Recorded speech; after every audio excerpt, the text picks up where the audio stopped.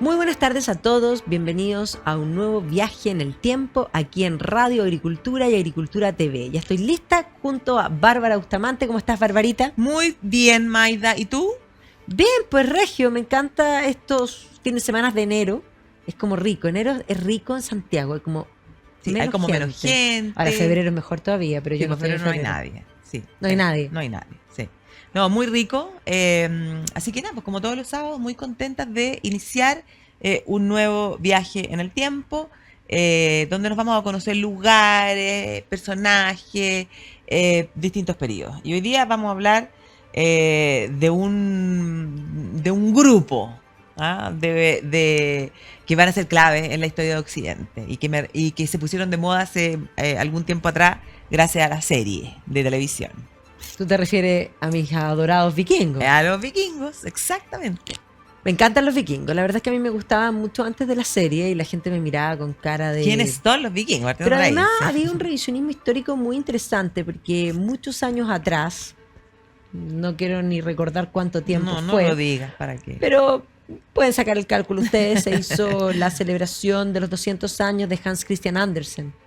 Hicimos una exposición, de hecho convocamos junto a Vittorio Di Girolamo un montón de artistas, dibujantes chilenos, que se le entregó a cada uno un cuento y se hicieron las ilustraciones para los cuentos. Fue una cosa maravillosa. Después hicimos una exposición, digamos, en la Universidad Carla Mistral primero, pero también en la Corporación Cultural de las Condes, que fue increíble. Pero además participó la Embajada de Dinamarca. Y en ese almuerzo yo en un momento manifesté que a mí me gustaban los vikingos. Y te diría que en ese entonces la embajadora tenía como un poco la actitud de pedir perdón por los vikingos. Algo muy curioso, que a mí me llamó la atención porque de partida nadie pide perdón por las cosas del pasado, porque las responsabilidades son individuales. Sí, pues imagínate, o sea, en ese momento la embajadora tenía como que vergüenza. Sentía vergüenza que tenía que pedir perdón. Hoy día se exige, hay muchos grupos que exigen a distintas naciones, a distintas personas que pidan perdón por errores del pasado que no tienen. Por supuesto, pero además hoy día ha cambiado la percepción porque si tú ves, por ejemplo, Irlanda tiene una injerencia importante en muchas ciudades, son fundaciones vikingas, partiendo por Dublin, siguiendo por Limerick, Cork, en fin. Y muchas de ellas hoy día, que vestigios vikingos no quedan, porque la mayoría de las ciudades vikingas eran construidas en madera. Pero lo que han hecho, como están tan de moda los vikingos, es construir como memoriales, que son estos dracar grandes, en fierro, como para ponerle el touch vikingo, porque la gente está interesada en lo vikingo. Yo estoy cierta que los viajes a Noruega, que eso lo tenemos que hacer alguna vez. Noruega, Dinamarca han crecido. Hay tanto viaje que tenemos que hacer. El otro día se te ocurrió ponerme, me copiaste en el Instagram, o sea, me compartiste una historia, me dijiste, vamos a Egipto, y la gente empezó, ¿cuándo? Yo voy, güey, yo me quiero Egipto escribir. Tenemos que hacerlo, y yo creo que el próximo marzo debiese ser Egipto. Sí. De hecho, deberíamos empezar a trabajar en eso porque además creo que es suficiente tiempo que no hemos vuelto, y además con el museo nuevo, o sea, estamos esperando eso.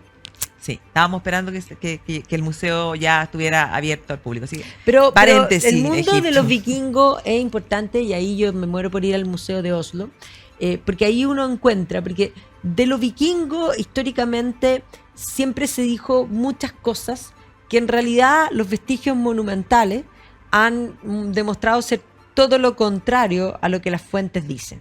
Y en Oslo en particular hay un dracar gigantesco que de partida todas las sagas, porque nosotros cuando estudiamos los vikingos sabemos lo que dijeron los historiadores romanos, después los historiadores, los monjes cristianos, peste, todos dijeron peste, sí. ¿Ya?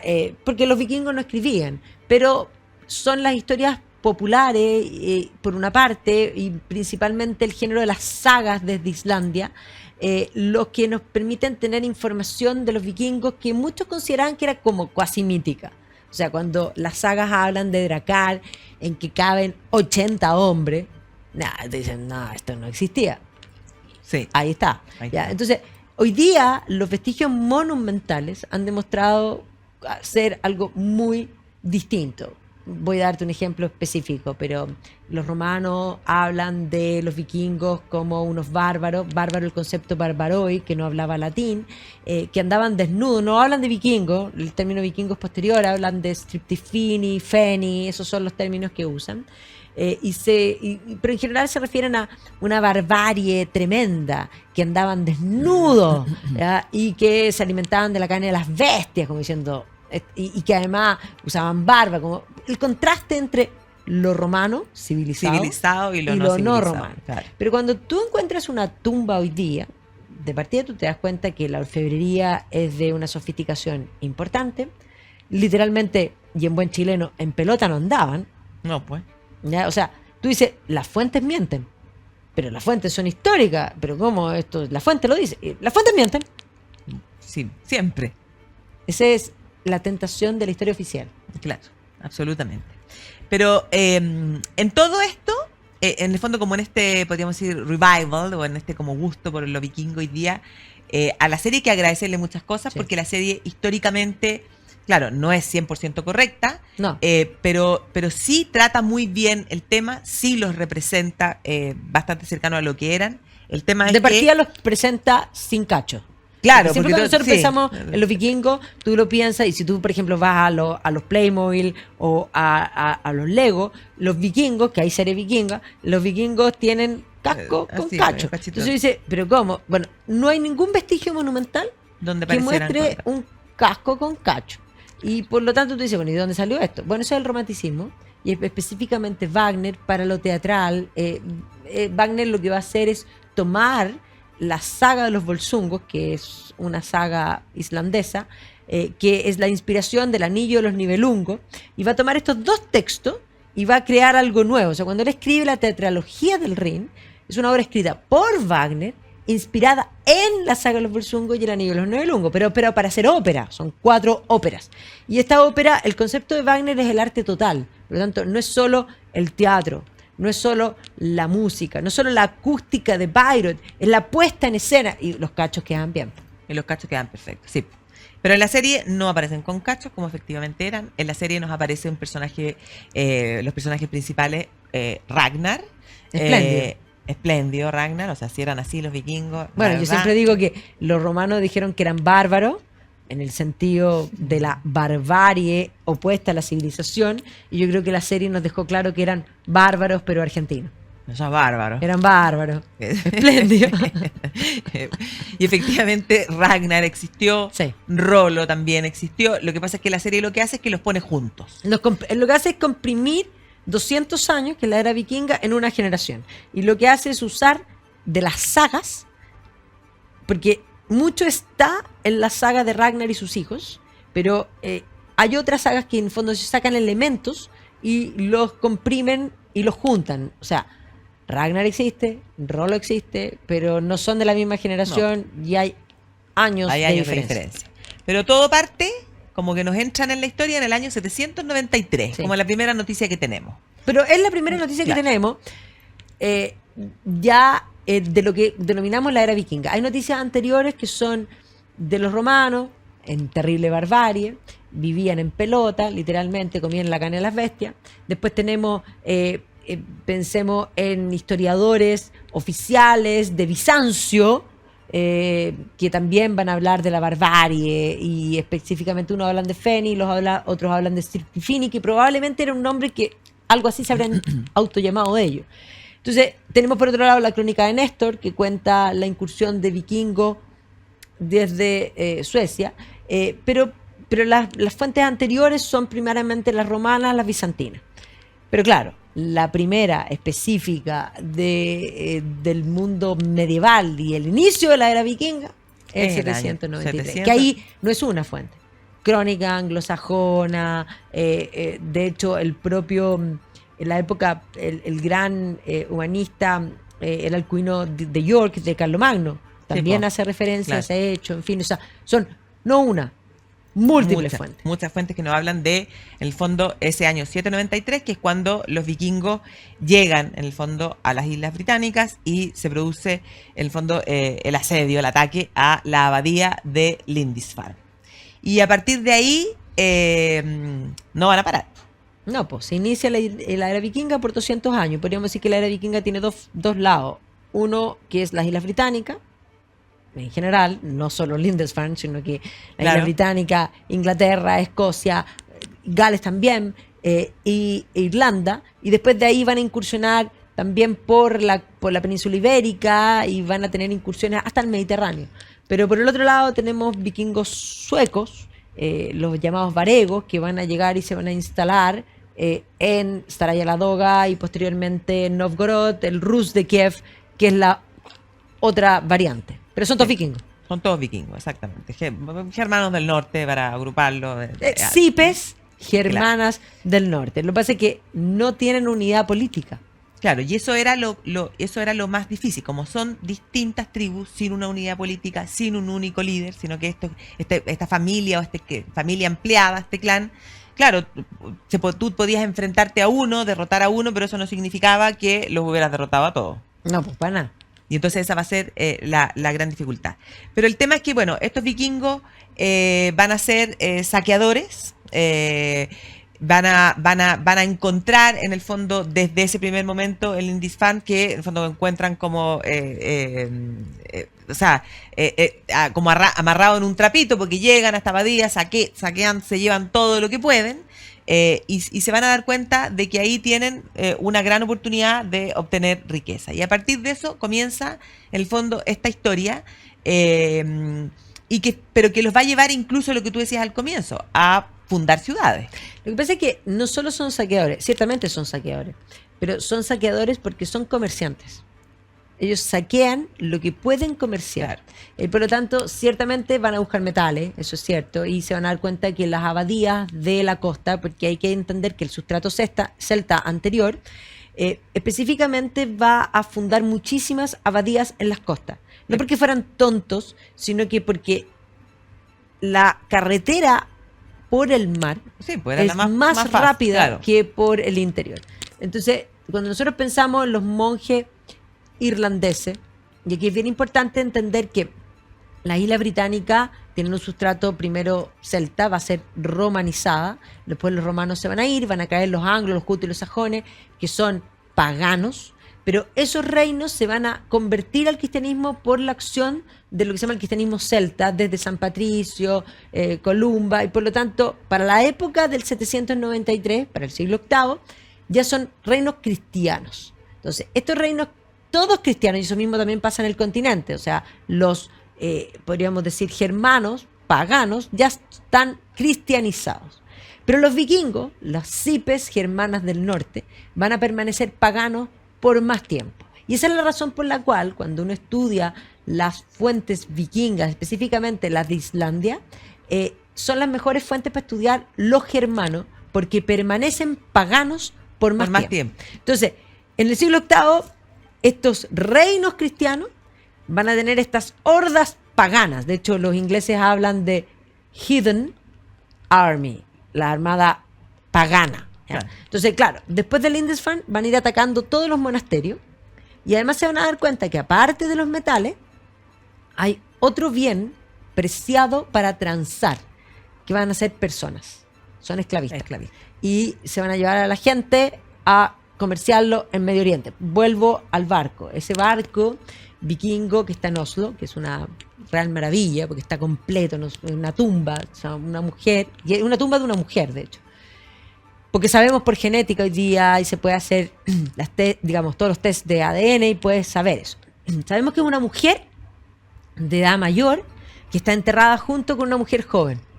Pero sabemos que esa mujer joven que se entierra con esta mujer mayor, que era una mujer importante, imagínate el barco, cosa de ver el barco, el tamaño del barco, para saber que era una mujer importante. Pero además, como esta gente cree en la vida después de la vida, se entierran con los objetos que tienen. O sea, era una tumba importante en riqueza. Pero esa mujer joven que está con ella es de Medio Oriente. Entonces uno dice, ¿qué hace una mujer de Medio Oriente? Claro. Eran esclavistas y tenían esa mixtura bastante multicultural, que además la serie se hace cargo de eso. En un momento, en una de las temporadas, Ragnar se hace de una esclava china. Claro. Chino. Bueno, han encontrado vestigios de seda en, digamos, las que eran ciudades vikingas en Escandinavia. que hacen decir, y algunos han tenido la idea de plantear que los vikingos llegaron a China. Otros han corregido esa idea, bastante temeraria, diciendo que no, que en realidad por la ruta varega se conectan a la ruta de la seda y por lo tanto sí van a recibir productos, claro, pero no necesariamente, pero no llegan a necesariamente que China. ellos hayan llegado.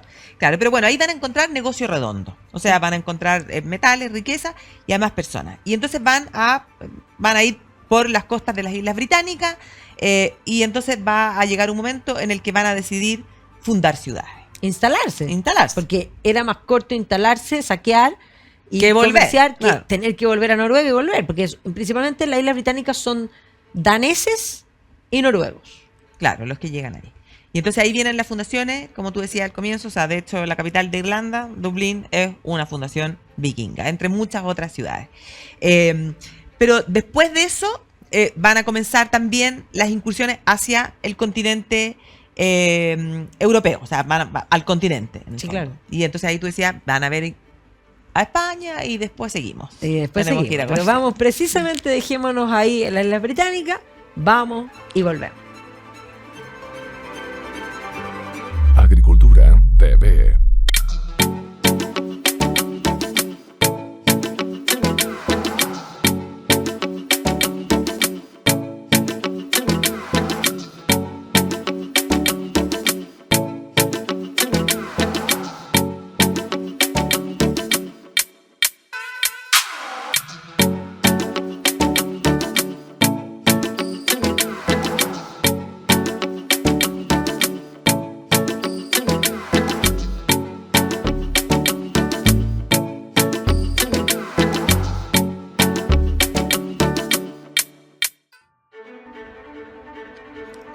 Y estamos de vuelta aquí en Viajando en el Tiempo, hablando de los vikingos. Ya los tenemos instalados realmente, porque han fundado ciudades, en el fondo Dublin, Cork, Limerick, Waterford, en fin, instalados en este mundo británico, saqueando, pero van a empezar a incursionar no solo por la península ibérica, sino que se van a empezar a meter por los ríos.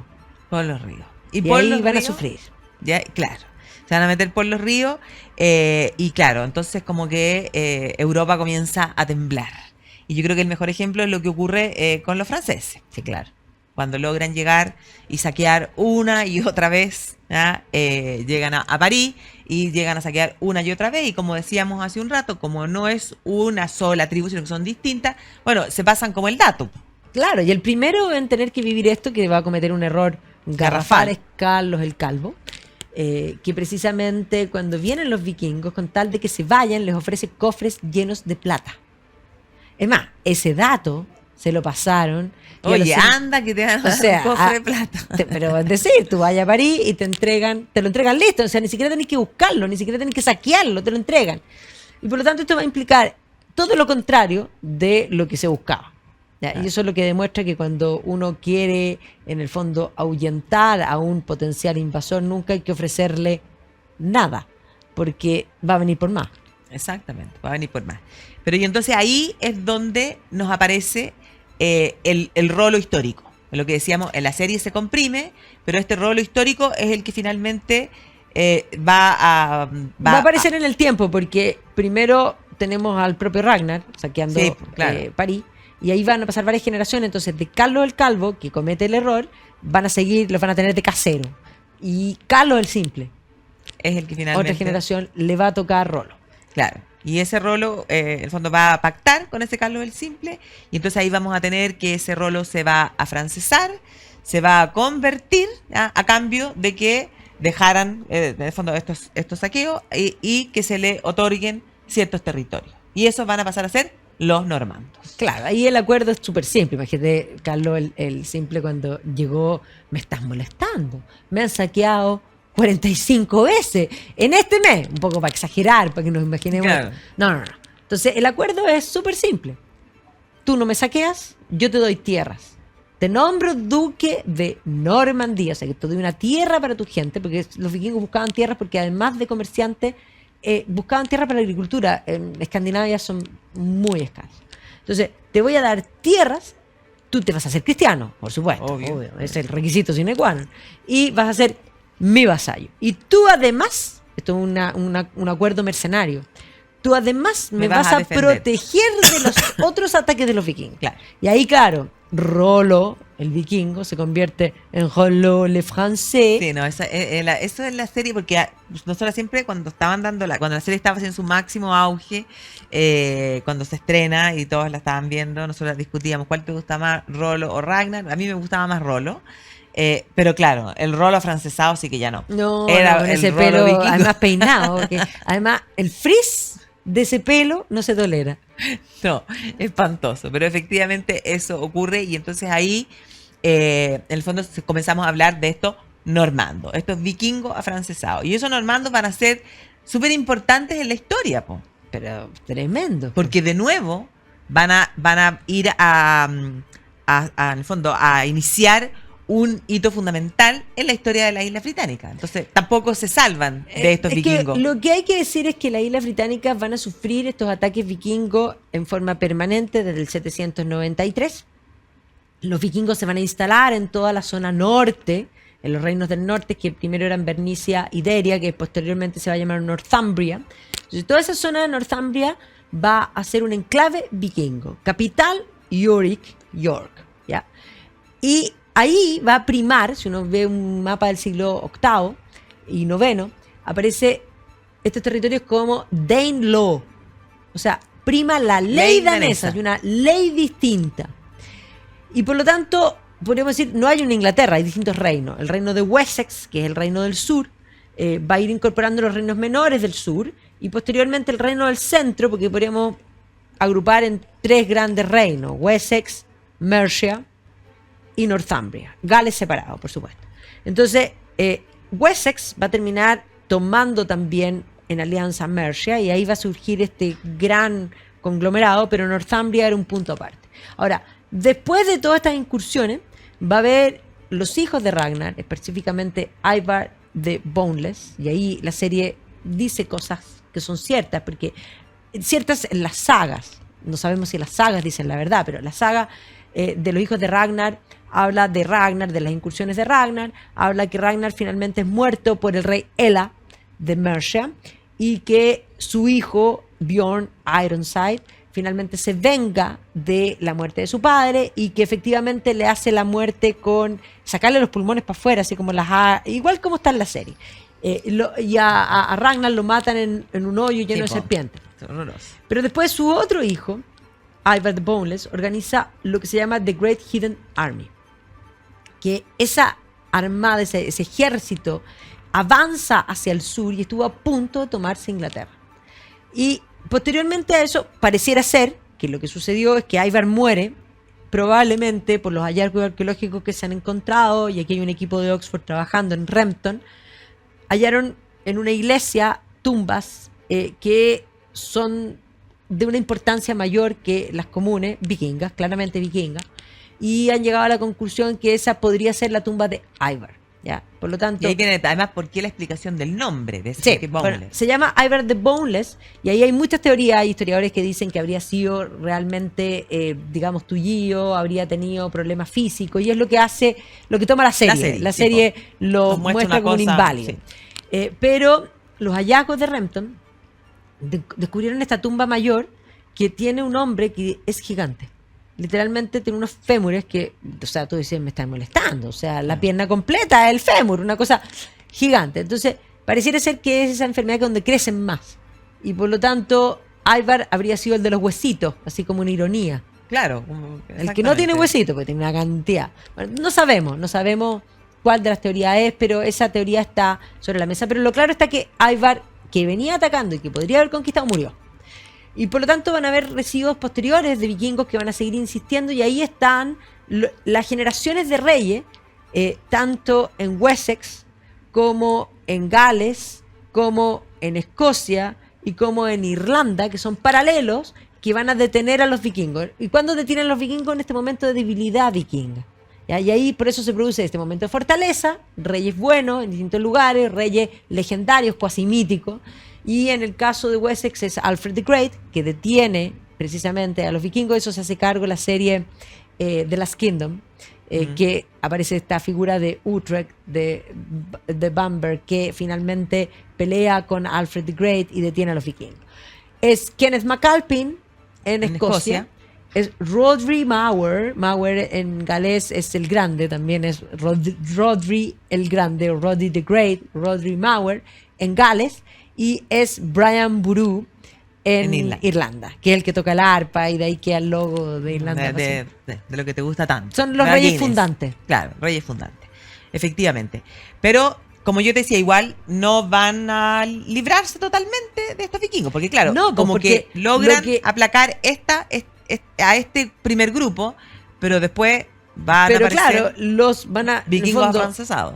Y eso es muy importante porque la invasión normanda es nuevamente vuelta de los vikingos, y entendamos que falta un capítulo antes de eso, porque te lo resumo en corto.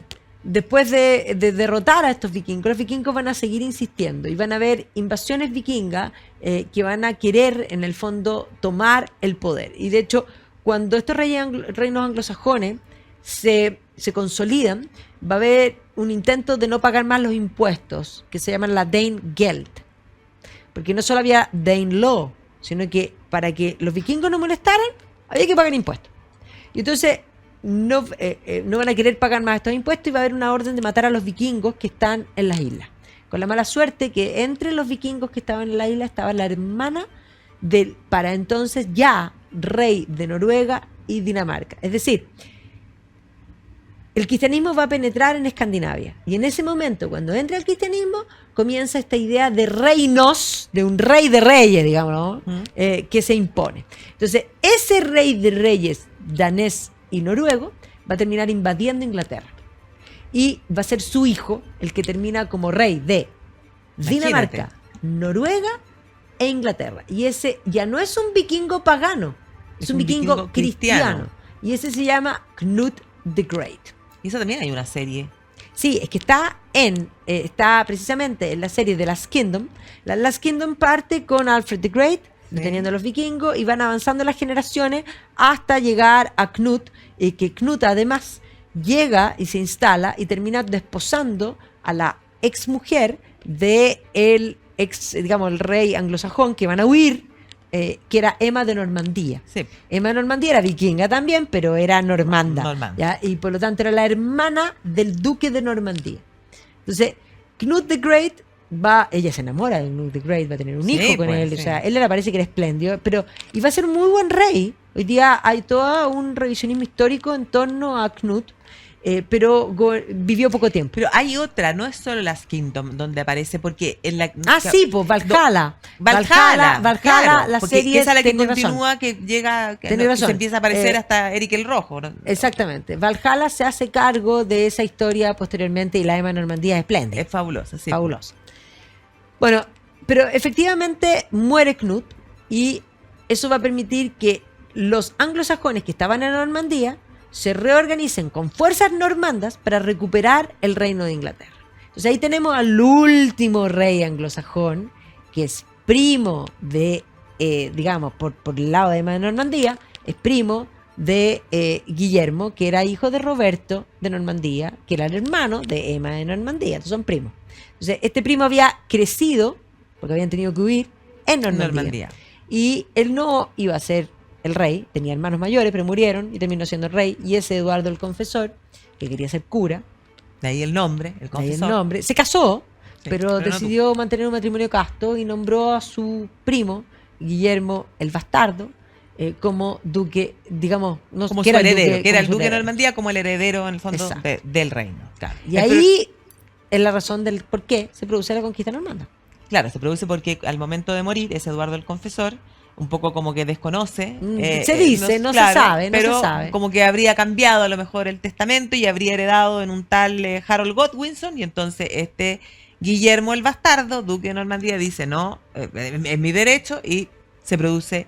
Con la mala suerte para Harold Godwinson, y eso es súper importante, que en el momento en que los normandos están preparando la invasión, porque no fue tan rápido, tenía que hacer los barcos, que están preparando la invasión, y él sabe, por el norte van a invadir los daneses, y específicamente es el último gran vikingo, Harald Hardrada. Entonces Harald contra Harold. No. Harald Hardrada contra Harold Godwinson se van a enfrentar en una batalla que se llama Stamford Bridge. Y Harold Godwinson va a ganar. Claro, pero Pero se el debilita, problema es porque que le viene- se debilita, claro. Y otra cosa importante, no solo se debilitan los ejércitos, sino que el problema que tenían los anglosajones es que tenían contratos con los mercenarios que trabajaban para ellos por sueldo y por día, ¿cachai? Por una cantidad de días libres. Entonces, no solo se le murieron, sino que no tuvo capacidad de reclutar más Claro. ejército y tuvo que bajar al sur. Y el día 14 de octubre del año 1066 se enfrenta en Hastings a la invasión ahora de los normandos, y ahí estaban esperando, pero los normandos invadieron, cruzaron, se instalaron y tomaron palco, se dedicaron a Claro, esperar. Y exactamente. estos ejércitos magullados van a ser derrotados. Claro, son derrotados y entonces el Guillermo el Bastardo pasa a ser Guillermo el Conquistador. Ese es el que establece además la capital de su reino en Londres, donde se corona como un catoliquísimo el 25 de diciembre. Oh, pero por al- supuesto, al igual que estilo de Carlomagno. Carlomagno, al estilo de Carlomagno. Efectivamente. Y entonces, bueno, los tenemos ahí, estos vikingos afrancesados, pero también, y en alguna otra oportunidad, vamos a ver si podemos hablar de la presencia de los normandos en Sicilia, que ese es como un capítulo que tenemos como entre paréntesis, como que lo tenemos muy presente.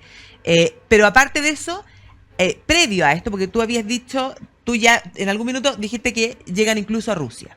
Y ahí también es importante entender que efectivamente es el año 862 cuando llegan a Staraya la Doga.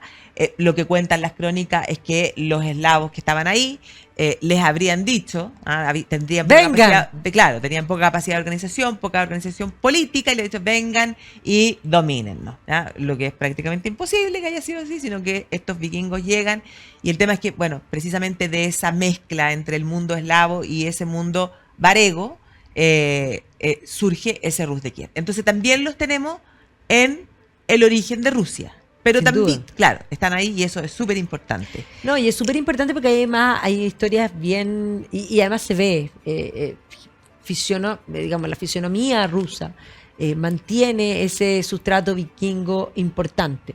Uno dice, ¿por qué son tan rubios? Bueno, de ahí viene. Pero también Rusia El es una colorín es un mixtura. gen vikingo, Sí, ¿no? colorín también, por supuesto. El colorín es un gen vikingo, porque hoy día se ha hecho estudios genéticos bien interesantes, pero ya voy a ir un poco a eso. Pero efectivamente es una mixtura de eslavos, vikingos y posteriormente tártaro-mongoles, Sí, que pues, hace eso lo es que es lo que es ruso. ruso. Pero claro, ellos fundan Novgorod, eso también está en la serie Vikingo en unas temporadas. La misma figura de Ivar lo ponen para allá, lo cual también es falso, pero es para vincular todo esto en una sola generación. Y luego el Rus de Kiev, y ahí efectivamente es la primera dinastía rusa, los Rurik, Sí. vienen de ahí. Y a mí lo que más me gusta es el tercer vikingo varego del Rus de Kiev, que era Vladimir. Vladimir. ¿Cómo le decían a Vladimir? Fornicatus immensus. Así lo describen en las crónicas. Pero con él es el que se produce además la conversión. Pues, y ahí Bueno, hay por una eso, historia y muy es buena. San San Vladimir. pero O hoy sea, día es San San Vladimir Claro. era Fornicatus immensus, Exactamente. pero era santo. Hoy es santo. Porque con él se produce la conversión y la conversión de todo el reino. Pero y no la me conté historia la de esa historia. conversión es muy entretenida. No me la contéis todavía, vamos a comerciales y me contáis esa historia. Agricultura TV.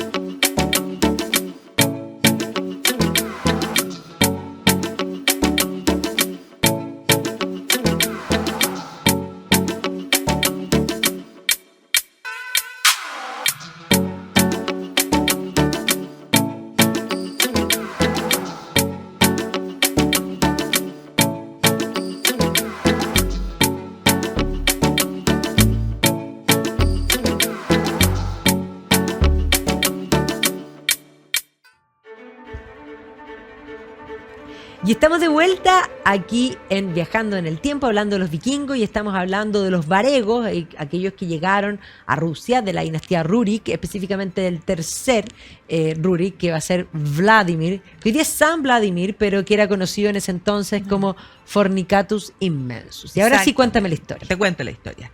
En paralelo hay que tener en cuenta de que estos Rurik, ¿ya? Estos vikingos, han fundado la ciudad de Kiev y bueno, han tomado contacto con el mundo bizantino. ¿ya? Y esa es O sea, vieron Bizancio y cayeron envueltos en llamas, no ya, lo podían creer. No lo podían creer. Que era vieja, ya para ese entonces. Ya, era vieja ya para ese entonces. Y entonces este Vladimir, lo que cuentan las crónicas es que él en un momento determinado habría decidido tomar una religión, o sea, dejar de ser este pagano y tomar una religión, y entonces habría mandado a sus emisarios a conocer las distintas religiones en el mundo en ese minuto. Que la decisión de tomar una religión es una decisión política. Una decisión política, evidentemente. Pero lo que narra la crónica es muy divertido porque dice que, bueno, manda a unos a conocer, en el fondo, el cristianismo romano, manda a otros a conocer, en el fondo, el cristianismo ortodoxo y a otros a conocer el islam.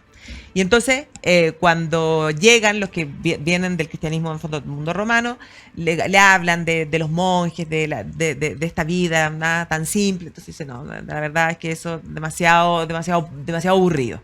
Después llegan los que le han ido al mundo islámico y entonces le dice, bueno, que en el islam está prohibido beber alcohol, y entonces Vladimir habría dicho, bueno, nada bueno puede salir de gente que no bebe alcohol, y hay que pensar que los rusos son buenos para empinar el codo.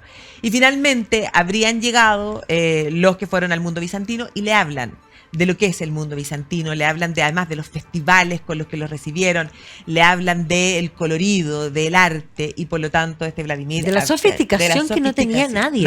O sea, a ver, si hay que pensar que esto es anterior a las cruzadas, pero cuando en el siglo XI se producen las cruzadas y Occidente llega a Constantinopla, Occidente no lo podía creer. Sí, a ver, eran tremendamente rudimentarios. El mundo medieval va a transformarse por las cruzadas, el intercambio cultural que se va a producir, porque la gente siempre piensa que las cruzadas son solo choque y melee. No, es un traspaso cultural, y es más, Bizancio era toda la sofisticación que Occidente no tenía. Entonces, de las cruzadas podríamos decir, después de todas las cruzadas, Occidente se viste mejor, come mejor, la música se sofistica, o sea, hay un salto, y eso explica lo que han llamado algunos el Renacimiento del siglo XII. Claro. Pero Bizancio era el faro cultural, intelectual, era de una sofisticación magnífica. Nadie tenía lo que había ahí. Entonces, claro, Vladimir habría decidido tomar el cristianismo bajo, en el fondo, ese rito ortodoxo, y se produce su conversión. Y esa conversión, de acuerdo, hay distintas versiones, pero la mayoría coinciden en que esa conversión se dio en Quersoneso, en la península de Crimea. Y desde ahí, desde Crimea, en el fondo, él manda a derribar todos los monumentos paganos y se inicia la construcción de las catedrales, en el fondo, por todo Rus de Kiev. Desde Crimea se produce la cristianización, podríamos decir. Y eso algún día podríamos hablar de Crimea, que es uno de los temas que a mí más me fascinan. Eso es lo que le da a Crimea la connotación de una tierra santa. Y cuando hoy día uno ve que ya se van a cumplir 2 años de la invasión de Rusia a Ucrania, y esa lucha por Crimea desde la anexión en el año 2014, la verdad es que si uno no tiene en cuenta esa connotación de ser una tierra santa, la verdad es que como que no entiendes muy bien la significación. Además de que hay que pensar, por eso Crimea es tan interesante, Crimea era la Tauris griega, la Tauride, entonces es además para Rusia el lugar donde se vincula a lo que era el mundo greco. El mito, el poder del mito. Exacto. Pero además a eso tienes que agregarle que esta sofisticación de Constantinopla tan admirada va a ser que el Rus de Kiev va a construir una otra Santa Sofía en Kiev, que es sublime. Porque la Santa Sofía de Constantinopla es espectacular como edificio y debe haber sido en el pasado una basílica tan imponente en su interior como lo es por su exterior, pero como fue hecha mezquita, se tapó mucho los mosaicos. Pero la Santa Sofía de Kiev es para llorar a gritos. Sí, o sea, bueno, hoy día Kiev no se puede viajar para esos lados, pero la verdad es que si hay una razón por la cual ir a Kiev, es para ir a ver. Bueno, nosotros tuvimos la suerte en este caso haber ido antes, de haber alcanzado a ir. Yo quedé obnubilada, no podía, nunca me habría imaginado la joya, que hay que decir que la han respetado por lo mismo, porque en la historia, cuando un sitio es sagrado, y alguien invade, ocupa ese lugar y lo transforma en su religión, pero sigue siendo sagrado. Y por lo tanto, Santa Sofía en Kiev es sagrada. Entonces, yo, además, creo que nunca estuvo en riesgo su destrucción. Claro. Así que bueno, por eso es fundamental. Así que tenemos a estos vikingos siendo súper trascendentales, por una parte en la conformación de lo que es Occidente, y también los tenemos siendo fundamentales en la conformación de lo que es Rusia, que hay que entender que Rusia no es Occidente, va a haber un momento en la historia en que Rusia se va a querer occidentalizar, pero son fundamentales también ahí. Pero también hay otros vikingos que incluso llegan hasta América. Claro, ahí tenés tú la historia de Eric el Rojo. Eric el Rojo vivía, porque hay que entender que antes de eso los vikingos van a seguir explorando y el único lugar, van a llegar a Islandia. Y el único lugar donde los vikingos se van a mantener puros es en Islandia, porque los vikingos son comerciantes. El comerciante siempre se mimetiza. O sea, los vikingos que se instalan en el norte de Francia se afrancesan y hablan francés, abandonan el nórdico, en fin. Los del Rus de Kiev se eslavizan y cambian su idioma, cambian su religión, en fin. En cambio, en Islandia no había nadie y por lo tanto se mantienen puros. Entonces, cuando uno quiere estudiar la religión, las mejores fuentes para estudiar incluso la religión germana pagana son las fuentes vikingas, sí, pero específicamente islandesas. Y ahí está específicamente la figura de Snorri Sturluson, que es el que comprime y que congrega lo que se llama la Edda prosaica, porque hay dos, está una Edda poética que habría sido anterior y que él se basa, pero todo el meollo de la mitología germana está ahí. Ahora, ahí va a aparecer Eric el Rojo. Y Eric el Rojo efectivamente va a cometer un crimen, porque el asesinato estaba permitido en ciertas circunstancias, pero lo comete en una circunstancia en que no estaba permitida, lo van a expulsar. Se va a ir a Noruega. Y en Noruega va a volver a portarse mal y lo van a volver a expulsar. Y expulsado, navegando, va a llegar a estas tierras que él va a bautizar como Greenland, las tierras verdes. Groenlandia, que de verde no tiene nada, pero había que hacer una campaña de marketing. Era una campaña de marketing. Nadie lo iba a acompañar. Va a ir a Islandia a reclutar gente para fundar una colonia. Y eso se funda Groenlandia. Y ahí va a estar él, Eric el Rojo, su hijo, Leif Erikson, su mujer, que ya se hace cristiana, porque Leif Erikson también, porque en el momento en que Noruega se convierte en rey Olaf, llama a convertirse al cristianismo y por lo tanto ellos se hacen cristianos. La mujer, el hijo, el padre no. Se mantiene pagano. Yo no me acuerdo. En Groenlandia hay una capillita, sí. Sí, no, pero no, estoy pensando en la serie, esa Valhalla. Es que yo no soy tan buena para ver la serie, entonces no sé si la terminé. No, pero Valhalla no llega hasta. No, porque hasta además. Porque Valhalla muestra esta cosa de estos vikingos que se han convertido y otros que no. Los lleva, por supuesto, muestra el conflicto entre los conversos y los no conversos, pero además muestra la figura de Leif Erikson en una etapa anterior que en realidad no es histórica. Nosotros sabemos de Leif Erikson porque Leif Erikson, estando en Groenlandia, sabemos que estuvo en Noruega, eso sabemos porque él se convierte ahí, pero sabemos que él posteriormente, una expedición que iba a Groenlandia, estos marineros se pasan de largo y ven tierras y cuentan esto. Entonces Leif Erikson organiza una expedición que trata de convencer al padre que vaya, el padre finalmente no va, y él en el fondo hace esta incursión hacia lo que va a denominar Vinlandia. Esa es una saga específica, también islandesa, que se conoce como la saga de Eric o la saga de los groenlandeses. Sí. Y ellos se instalan en Vinlandia, ponen una colonia, comienzan a comerciar, pero además lo más importante es que vislumbran los bosques de Canadá. Y por lo tanto esos bosques eran esenciales porque lo que no había en Groenlandia eran para construir barcos, claro, madera. ¿Ya? Pero efectivamente comerciaban ellos desde Groenlandia la piel del oso polar, el cacho del narval, que lo vendían como cacho de unicornio. ¿Ya? Y es más, de unicornio real, sí que era cacho, no. O sea, para que veamos que siempre existió en el comercio esa idea de engañar. Pero no se van a quedar mucho tiempo en Vinlandia. Entonces aquí, es más, la saga de Eric es genial porque ellos cuentan cómo se instalan, todo eso está ahí en la saga, y cómo se enfrentan a la gente nativa. Que el primer encuentro, ellos hablan de los nativos como la gente fea, porque fisiológicamente eran distintos a ellos. Siempre las culturas consideran feo aquello que no es como ellos. Claro, sí. No, el concepto de belleza no es objetivo, es subjetivo. Entonces, ellos van a hablar de la gente fea. Pero además van a hablar de enfrentamientos, pero los vikingos eran rudos, guerreros, ¿ya? Y por lo tanto, cuando hay teorías que plantean que se habrían ido porque esta gente era muy, digamos, guerrera, eran vikingos. Después otros dicen se fueron porque el clima era muy mal. Venían de Groenlandia y de Islandia. No. Peor. Entonces, la única teoría realmente que tiene un asidero es que las rutas comerciales quedaban muy lejos. Claro. Y por lo tanto, como comerciante, esto se les hacía muy difícil y por lo tanto terminan abandonando. Claro. Entonces, hoy día hay vestigios monumentales de esta presencia vikinga que han demostrado que la saga de Eric decía la verdad. Sí. Ese es otro lugar al que tenemos que ir. Sí, pues Nova Scotia, hay Sí, que ir pues.